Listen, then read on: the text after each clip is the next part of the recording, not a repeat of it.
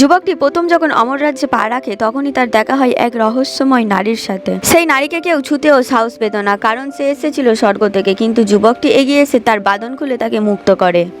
কিছুদিন আগেই এই নারীর পায়ে শিকল বাঁধা ছিল। নারী বলল, এই শিকল দেবলোহা দিয়ে তৈরি, কোনো তরোয়ালেই ভাঙবে না।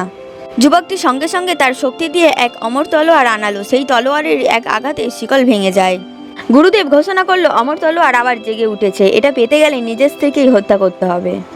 গুরু নিজের স্ত্রীকেই হত্যা করতে যাচ্ছিল, ঠিক সেই সময় ওই যুবক এগিয়ে এসে বলে, প্রিয়জনকে হত্যা করে কখনো অমর শক্তি লাভ করা যায় না।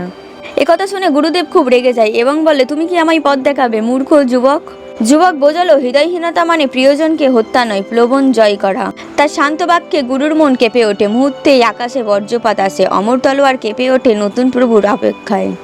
সবাই চিৎকার করে উঠল, তলোয়ার আসছে, তলোয়ার আসছে। অমর তলোয়ার উড়ে এলো সরাসরি যুবকের হাতে। 800 বছর পর অবশেষে কেউ মালিক হলো সেই তলোয়ারের।